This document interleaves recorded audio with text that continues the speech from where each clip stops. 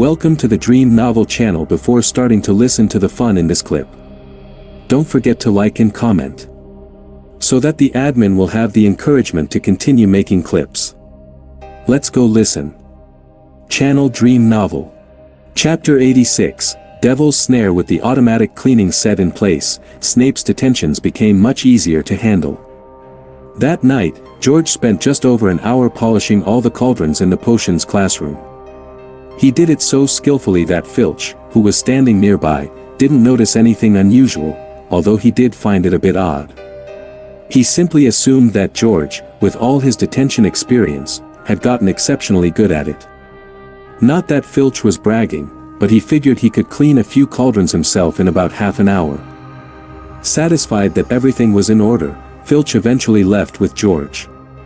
The next morning, George made a point of sharing his story with everyone.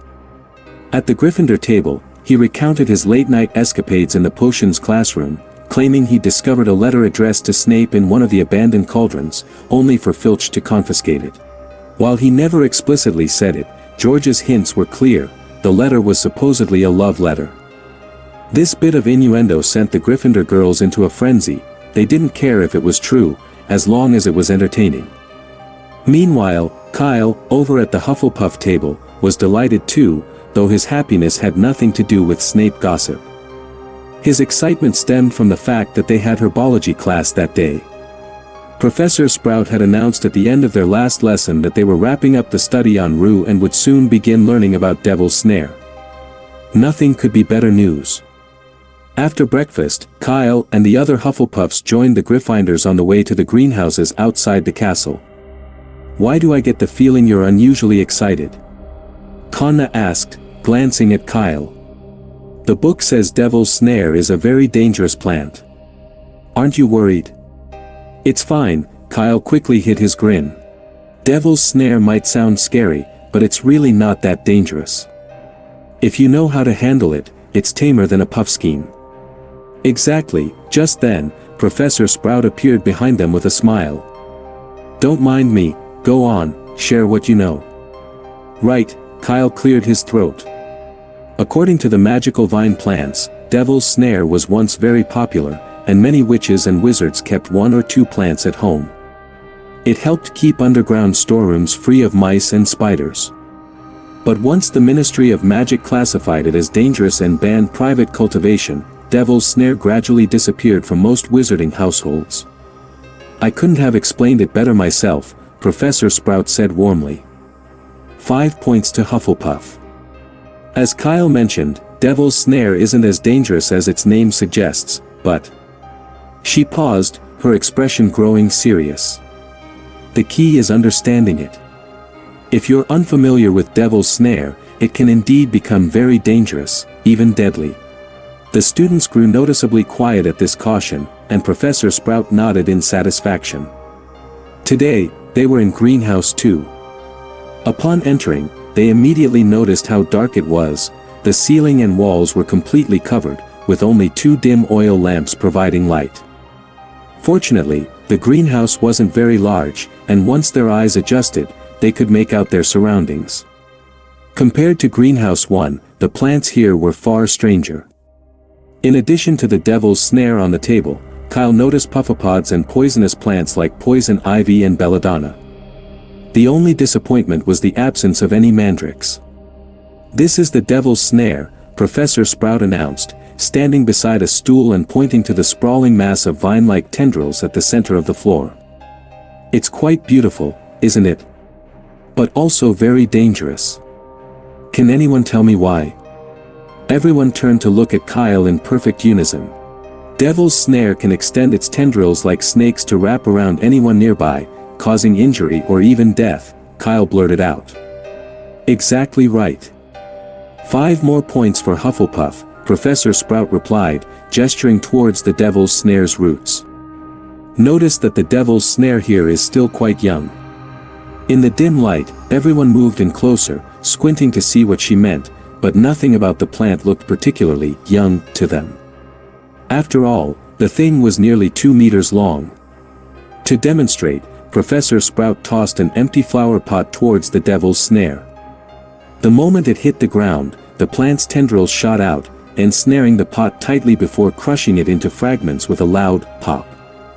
The students gasped and instinctively stepped back, eyeing Kyle and Professor Sprout as if they'd just seen ghosts. How could this thing not be dangerous? Pay attention to the color of the tendrils, they're still a light green, Professor Sprout explained calmly as she swept up the remains of the flower pot. Mature devil's snare is a dark green. So while getting tangled in it might not kill you, it certainly wouldn't be pleasant. Now, can anyone tell me what should be done to escape from devil's snare? Everyone looked at Kyle again. If you get tangled, don't panic, Kyle responded. By relaxing and staying still, the devil's snare will eventually loosen its hold. It also hates light and fire, so sometimes just a simple lighting charm can make it release its grip. Hearing this, Mikkel, standing next to him, let out a proud chuckle and puffed out his chest. The lighting charm. He knew it like the back of his hand. Without exaggeration, there was probably no young wizard here more skilled at it than him. Correct. Hufflepuff earns 3 more points. Today, we'll be learning how to fertilize the devil's snare, Professor Sprout said, producing a small wooden bucket filled with tools and compost. Handle it gently, and if you get tangled, remember to relax completely. Now, who'd like to go first? For the 3rd time, Kyle felt everyone's gaze fixed on him, including an encouraging one from Professor Sprout. I'll go first, Kyle offered, stepping forward. Take your time, Professor Sprout encouraged. Kyle took the small shovel she handed him and carefully reached for the devil's snare's roots. Everyone held their breath as they watched. Kyle's hand remained steady as he managed to avoid every writhing tendril of the devil's snare. He dug a small hole near the roots, then, using tweezers, he plucked a silver pellet the size of a soybean from the compost bucket and gently placed it in the hole. Finally, he filled it in and pulled his hand away from the plant. 10 points to Hufflepuff, Professor Sprout announced, her tone pleased. Channel Dream Novel. Chapter 87, The Hit Wizards and Hagrid Fertilizing the Devil's Snare was nearly the toughest part of first-year herbology. Kyle, however, found it manageable, simply because he had prior experience. After all, he'd been tending to chomping cabbages for months. The chomping cabbage, especially after its teeth sprouted, was far more dangerous than the devil's snare, which only tried to bind you. One wrong move with the cabbage, and Kyle might have ended up in the hospital wing with a glass of Skilgrow. Or some other healing potion. After surviving those high-stakes encounters, returning to something as straightforward as devil's snare felt almost relaxing to him. For the others, though, it was a different story. Coming into contact with the devil's snare for the first time left them shrieking as the tendrils coiled around them in tight binds. Some panicked the moment they were entangled, instantly forgetting Professor Sprout's instructions and thrashing instinctively. If not for Professor Sprout's watchful eye, they might have ended up as tightly wrapped as dumplings. Kyle, meanwhile, stayed busy. When Professor Sprout was occupied, he took the initiative to help his classmates untangle themselves from the devil's snare. His assistance earned Hufflepuff another 10 points, courtesy of Professor Sprout. Thanks, Kyle, said Ryan, rubbing his arm, which was still sore from the strangling tendrils. When I watched you do it earlier, it looked easy. I had no idea it would be so tough. I can't even get close to the roots. Don't be discouraged, Kyle replied, giving him a reassuring pat on the shoulder. Just focus and avoid the tendrils. You'll be fine. I'll give it my best shot, Ryan sighed, adding, but it would have been way easier if Professor Sprout let us use the lighting charm. You're overthinking it, Kyle said with a shake of his head. Using the lighting charm would make the devil's snare bloom immediately, defeating the purpose of the lesson. If all they had to do was dig a hole and add fertilizer, even a toddler could manage it, so why dedicate an entire lesson?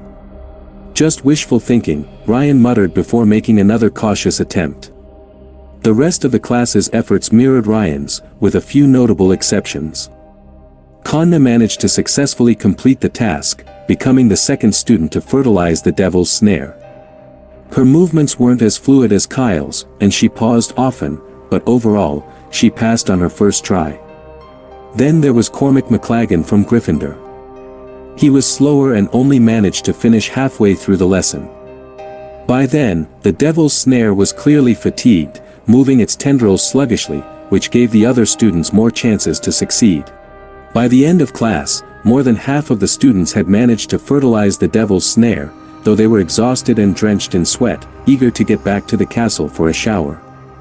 Professor Sprout instructed them to line up in 2 rows. Once everyone was in place, she opened the greenhouse door slowly. Sunlight flooded the greenhouse instantly, and the devil's snare in the center, seemingly overwhelmed by the brightness, froze completely. Kyle, who had intentionally lined up at the back of the crowd, seized the opportunity. While Professor Sprout was preoccupied, he quickly pulled out a small pocket knife he had prepared beforehand. In one swift motion, he cut off a tiny piece of the devil's snare root and tucked it into his pocket. The sunlight had rendered the devil's snare immobile, and even when cut, it remained perfectly still.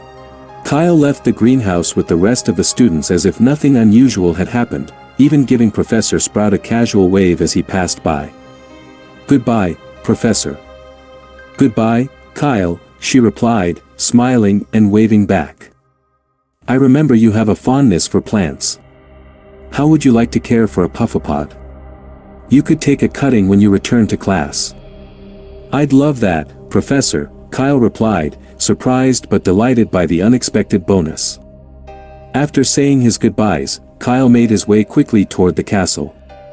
While he was interested in the puffapod, his priority was to get the devil's snare cutting to the room of requirement on the 8th floor. With prompt planting, the resilient vine segment would soon grow into a full devil's snare. As he hurried along, a commotion caught his attention. Looking up, he saw a crowd forming near Hagrid's cabin, including many students who had just been in herbology with him. "What's going on? Has Hagrid been found out for keeping the 3-headed dog?" Kyle muttered to himself, frowning as he decided to head over to investigate. Sure enough, it was just as he had suspected. Hagrid had indeed been discovered keeping the creature, and 3 Ministry of Magic officers, looking very much like hit wizards, were standing at his doorstep, wands pointed at him with clear hostility. "We received a report that you acquired a magical creature of unknown origin in September," said one of the officers firmly. "Hand it over and come back to the ministry with us." "I didn't," Hagrid replied, his face flushed red. "The only thing I bought then was some potion to deal with the flesh-eating slugs." But the officer didn't relent. "Yet witnesses saw you dealing in magical creatures." "That's just rubbish," Hagrid protested, now visibly flustered. "And you've already searched my place. There's nothing here but Fong and me." "You're not the judge of that," the officer sneered. "We're not obligated to just take your word for it. If you're truly innocent, the ministry will clear you. So, what are you afraid of? Or is there something you're hiding?" The officer's accusatory tone stirred anger among the students gathered around. Although they didn't know Hagrid very well, many remembered him as the kind giant who had guided them from the train station to the castle on their first day. To them, Hagrid was a part of Hogwarts, and they naturally sided with him. A chorus of boos and shouts filled the air as the students called for the officers to leave. A few clever first-years, realizing they couldn't confront the ministry enforcers directly, sprinted towards the castle to seek help. The ministry wizards glanced at one another, noting the unrest around them, and raised their wands simultaneously, as if ready to forcefully remove Hagrid. Just as Kyle was preparing to intervene, another figure stepped forward. "Don't be so glib," came a calm voice from behind the 3 enforcers. It was Professor Oren, who had quietly arrived on the scene. "Are you really basing your actions here solely on someone's one-sided accusation?" Channel Dream Novel. Chapter 88, Risking Your Life for Just a Few Hundred Galleons a Month. After seeing Oren, the expressions on the hit team members' faces grew much more serious. The appearance of an adult wizard at Hogwarts suggested he was most likely a professor, and that authority held far more weight than students who only knew how to make noise. They couldn't help but regard him warily. Not recognizing the man before them, one of the team members cautiously asked, "Who are you?" "Morris Oren," he introduced himself. "Professor of Defense Against the Dark Arts at Hogwarts." Defense against the dark arts? The hit wizards raised their eyebrows. They knew the position all too well.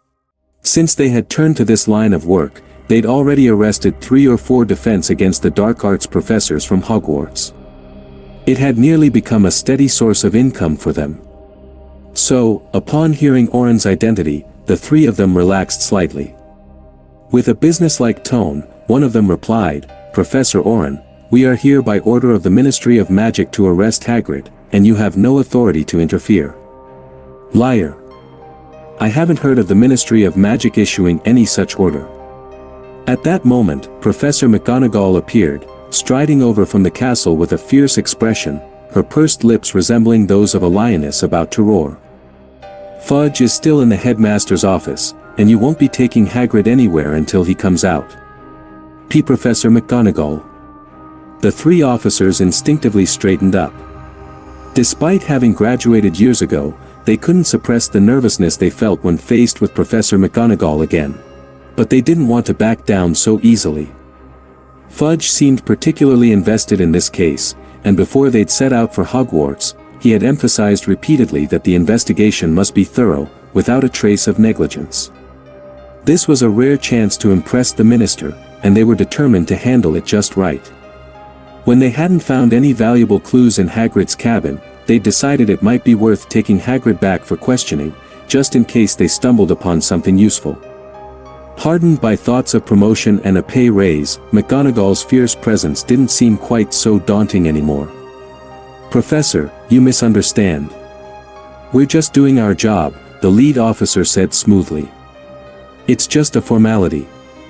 If there's nothing wrong, he'll be back tomorrow. Rules are rules, they apply to everyone. Don't make this difficult." "No, that's not right." A voice suddenly cut through the crowd. "I thought the Ministry of Magic's rules required concrete evidence before taking anyone away." "Who said that?" Had, the leader, barked angrily. "This doesn't concern you, back to the castle." "I think I'm the professor of Hogwarts here," Had, McGonagall said, her frown deepening. "Sorry, Professor McGonagall, but the student is correct," she interrupted, continuing, "Where's the evidence that Hagrid's been purchasing magical creatures?" "Someone saw it with their own eyes," Harder replied gruffly. A baseless accusation, McGonagall's lips tightened even further. "If someone saw it, why didn't you bring that person along? We'll naturally find that person and have them testify after we take Hagrid back," Harder muttered, his gaze shifting uncomfortably. "So you don't even know who this person is?" Professor McGonagall couldn't help but laugh bitterly.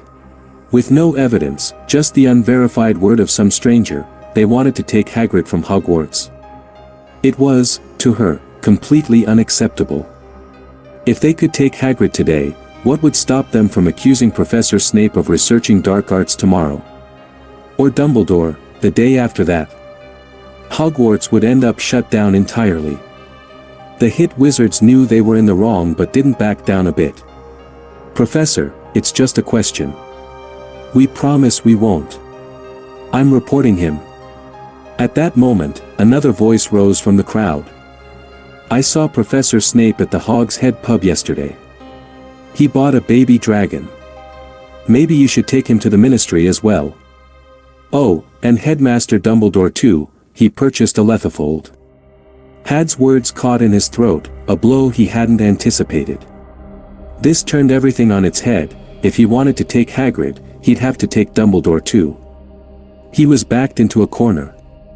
Had scanned the crowd angrily, trying to locate the speaker. Professor McGonagall's mouth curled into a slight smile as she stepped in front of the students. "I've thought about it, Had, and I think you're absolutely right. The potions classroom is on the first basement floor, and the headmaster's office is on the 8th. Shall I show you the way?"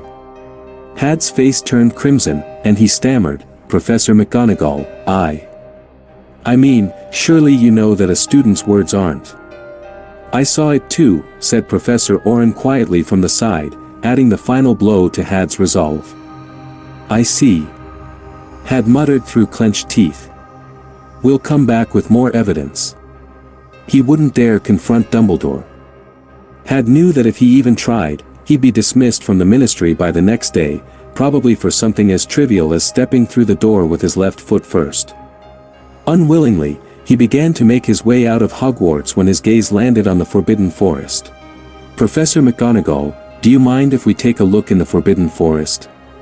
Had turned back, grasping at straws. It's vast, it wouldn't be hard to hide a magical creature in there, right? Are you sure? Professor McGonagall's expression shifted, faintly amused. Initially, she had thought they were just here to cause trouble, but now she realized they were here for sheer comedy. Searching for magical creatures of unknown origin in the Forbidden Forest. The absurdity of it bordered on entertainment for the entire wizarding world. Everyone knew the forest was teeming with magical creatures, all of mysterious origin. It was hardly likely they'd find anything groundbreaking. Since when had the ministry's standards for hit wizards dropped so low? Had noticed Professor McGonagall's expression and realized how ridiculous his suggestion had sounded. But with the words already out, he couldn't afford to backtrack without losing face. I'm sure, Professor McGonagall, had replied, trying to sound calm, and gestured for the other two hit wizards to follow him into the Forbidden Forest. Regardless of what they found, or didn't find, they'd at least be able to report back. They couldn't be accused of failing to investigate thoroughly. I remember what's in the Forbidden Forest. Chimera, Manticore, and, oh yes, there are werewolves too, aren't there? Professor Oren said nonchalantly. TSK, risking your life for a few hundred galleons a month. Wait. I just realized, that's my salary. What's a hit wizard's salary again, 70? 80? He shook his head, sighing. TSK. Channel Dream Novel. Chapter 89, sorry, Albus, I didn't think they'd be so rude, Fudge said, fidgeting with his top hat in the headmaster's office at Hogwarts. I've spoken to them about it before, but, as you know, the hit wizards have been tied up for months with that swooping evil incident. Sometimes they act impulsively, it's hard to avoid. I understand, Cornelius, Dumbledore replied calmly. But I trust Hagrid.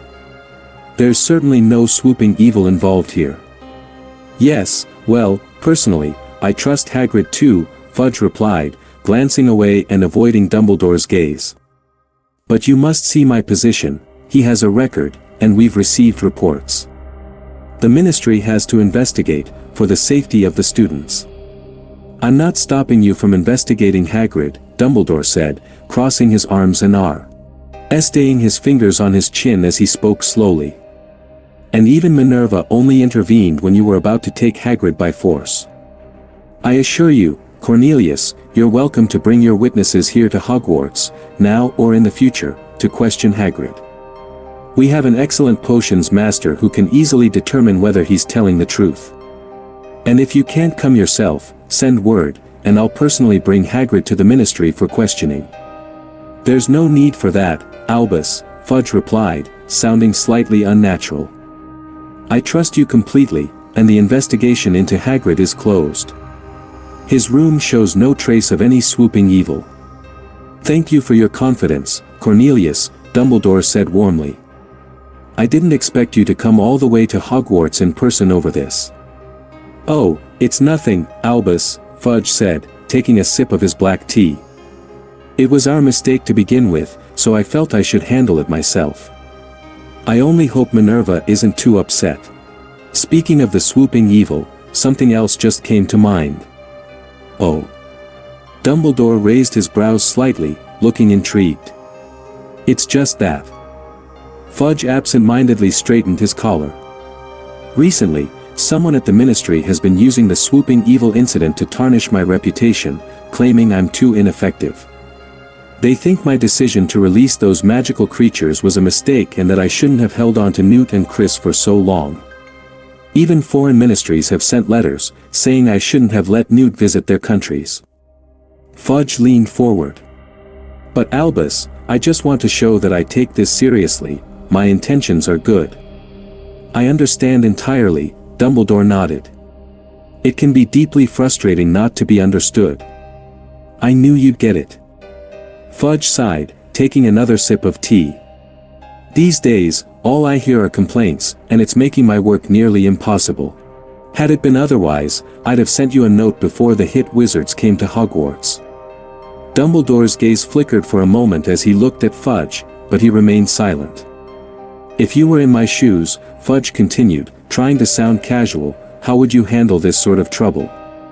No one knew the full extent of Fudge and Dumbledore's conversation that day, but many saw Fudge leave Hogwarts with a downcast expression. It was clear he hadn't left pleased. After Fudge's departure, Hagrid caught up with Professor Orin and invited him to share a large barrel of pure malt fire whiskey. As a token of thanks for his support, Hagrid gifted Orin a big bag of rock cake. This kindness resulted in Professor Orin's speech sounding a bit slurred during defense against the dark arts the following day. I was trying out a new charm, Professor Orin explained, and let's just say there was a small hiccup in the process. Just a minor injury, nothing serious. Kyle couldn't help but wonder what kind of charm would make someone lose a tooth. A lunch banishing charm? Kyle was equally puzzled by Professor McGonagall's behavior in Transfiguration class. She unexpectedly tapped him with her wand while checking homework and then posed a simple question. When Kyle answered correctly, she awarded Hufflepuff an unprecedented 20 points. The sudden reward stirred excitement among the younger students, with some speculating that Professor McGonagall might be trying to rally support for Hufflepuff in their ongoing rivalry with Slytherin for the House Cup. But they soon realized they were mistaken. Professor McGonagall remained her usual self, serious and fair, with no intention of favoring any particular house. That substantial bonus was a one-time occurrence, and by third-year class, she was back to her regular approach, even deducting 10 points from Hufflepuff over an incomplete homework assignment. Only Kyle likely knew the reason behind this. As he stirred up excitement among the younger students, he noticed Professor McGonagall casting deliberate, or perhaps unintentional, glances in his direction. Despite Kyle's efforts to disguise his voice, it seemed only to fool the Ministry of Magic and the younger wizards around him. Professor McGonagall, however, was not so easily deceived. Still, judging by her demeanor, it appeared she didn't intend to pursue the matter. Meanwhile, Kyle had planted Devil's Snare roots in the Room of Requirement, placing them in a corner near the Mooncalf's lair, a completely shaded area. After 2 weeks of meticulous care, the roots, initially just small cuttings, had grown into a new Devil's Snare plant, even sprouting finger-thick tendrils. As soon as Kyle touched the tendrils, they wrapped themselves around his wrist. Still young and tender, the plant's embrace felt like a gentle massage, quite relaxing in its own way. After entertaining himself with the Devil's Snare for a bit, Kyle released it. Nearby, the Mooncalves had settled comfortably into their surroundings, sleeping soundly in their burrows. Both Dittany and Rue were thriving, and if used as feed, there was more than enough to sustain the Mooncalves for several months. Recently, though, Kyle had considered enhancing their diet by introducing bubotuber. A whole bubotuber, mashed and mixed with Dittany and Rue leaves, rolled into small balls, was a treat the Mooncalves relished. But bubotuber wasn't available in Hogsmeade, nor was it easy to source from the school's greenhouse. Kyle would likely have to wait until the holidays to visit Diagon Alley, and to see Newt. The chomping cabbage was also nearing maturity, its rows of teeth as sharp as razors. Kyle tossed it a stone, which the cabbage promptly chewed through as though it were a mere chickpea, making a satisfying crunching sound. Now, Kyle found himself eagerly awaiting the Devil's Snare's full growth so it could interact with the chomping cabbage. The scene he imagined brought a mischievous smile to his face. He. Channel Dream Novel. Chapter 90, Kyle, do you have rat poison? Over the next few weeks, Kyle visited the Room of Requirement almost daily. Besides tending to the new Devil's Snare, he also had to monitor the chomping cabbage. Once fully matured, the cabbages could temporarily free themselves from the soil, moving about using their broad outer leaves. Kyle wasn't too concerned about this. The chomping cabbage preferred the soil and wouldn't stray without provocation. What did worry him, however, was the fact that these mature cabbages could launch their seeds at any moment, with the range depending on their mood. The room of requirement wasn't particularly large, so if any of these seeds took root too close to the mooncalves or the devil's snare, it would create a mess. Chomping cabbages were notoriously difficult to transplant, especially in their initial sprouting phase. Even slight environmental changes could make them lash out.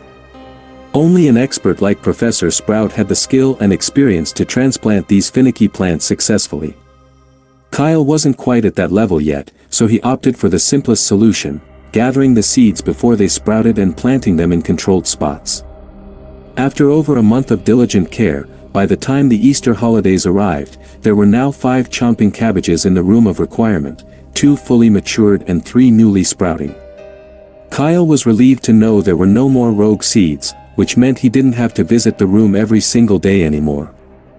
Meanwhile, Cedric and the other Hufflepuff Quidditch players had been keeping busy as well. Harris, their captain, was pushing them harder than ever, his enthusiasm unshaken even through the ongoing rains and cold that had followed the last snowstorm. Yet no one on the team complained.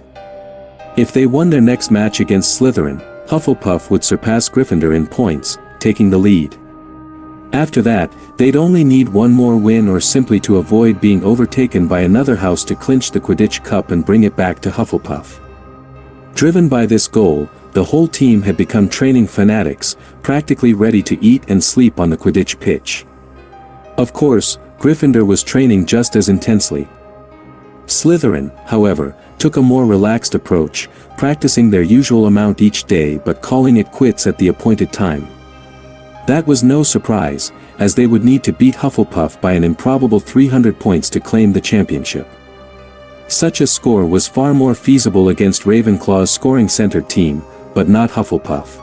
During defense against the dark arts the following morning, Kyle thought ahead to tomorrow's game while he jotted down notes on different treatments for werewolf bites. Remember, Professor Oren said sternly from the lectern, a mixture of dittany and silver powder can seal the wound, but it won't prevent werewolf transformation. If you're not certain you can win against a werewolf, your best option is to run as fast as you can. Use charms to create obstacles and buy yourself time to escape rather than attempting to kill them. And it's a good habit to always have a broomstick with you, it could save your life in a pinch. After emphasizing this, Professor Oren transformed the lectern into a werewolf using a transfiguration spell, then instructed the students to come forward for hands-on practice. While waiting in line, Kanna leaned over to Kyle and whispered, "Do you have any rat poison with you?" "Rat poison?" Kyle blinked, puzzled. "Why, has Pocky fallen out of favor?" "But even if she has, you don't have to go that far. Just give her to Percy. Scabbers is always on the lookout for a new wife." "What are you talking about?" "I'd never give Pocky away," Kanna said, pushing Kyle in annoyance. "I meant a potion for treating sick rats. Pocky's been under the weather lately, with no energy at all." "Sick?" Kyle frowned. "Have you been giving him the mouse tonic regularly?" Kanna nodded. "Of course. I've given it to him every month on schedule, not missing a single dose." "That's strange," Kyle murmured, scratching his head. "Did I get the wrong ingredients?" The tonic Kyle sold her was no ordinary concoction from Diagon Alley. It was a special elixir Newt had developed for Murtlap rats. For a regular field mouse, it was basically a fountain of life. A small bottle each month should have kept Pocky in perfect health for his whole lifespan. "Are you certain it's sick?" Kyle asked again. "Yes, it sneezed last night," Kanna recalled. "I think it might have something to do with the heavy rain during the flying lesson the other day. Everyone in our dorm caught a bit of a cold then." Maybe." Kyle noticed the line was getting shorter and pulled Kanna to the back, allowing more time for their conversation. "I do know a recipe for a rat remedy, but I'm missing some ingredients," he said, rubbing his fingers as he thought it over. "How about this? Give Pocky another dose of the rat tonic tonight and see how he is by morning." If it doesn't work, I'll send an owl to Hogsmeade after tomorrow's Quidditch match to pick up the ingredients. He paused, then asked, by the way, have you lost any galleons lately? Sickles and nuts count too. Not since I got the handbag you gave me, Connor replied, confused. Why? Oh, nothing, Kyle laughed. I just wanted to be sure you'd be able to cover the cost. Is it expensive? Connor asked nervously, pulling out the little pink handbag. I only have a dozen galleons left. That's more than enough, Kyle assured her. The ingredients are common, just a few sickles. Connor sighed in relief. Thank goodness. As they chatted, the line dwindled, and soon it was their turn for practical training. The younger students had limited charms knowledge, so when they faced Professor Oren's werewolf, they barely lasted a few seconds before being captured. Connor held out longer than most, lasting nearly a full minute before succumbing to the wolf's bite. Then it was Kyle's turn. Instead of fleeing like the others, he pulled out his wand and pointed it toward the classroom door. Accio broomstick. A few seconds later, an old-fashioned comet broomstick burst through the door. Kyle grabbed it and zipped into the air, evading the werewolf with ease. Correct answer, Professor Oren said. If you'd been paying attention, you might have noticed I left a broom outside the door. Even if you didn't know how to fly, you could have summoned it and used it. With a slight look of disappointment, Professor Oren released the levitation spell on the lectern and announced, 10 points to Hufflepuff. Now the fun in this clip is over. Which listeners haven't liked and commented yet? You can press like and comment to encourage the admin find the fun in the next clip. May the listeners be happy forever.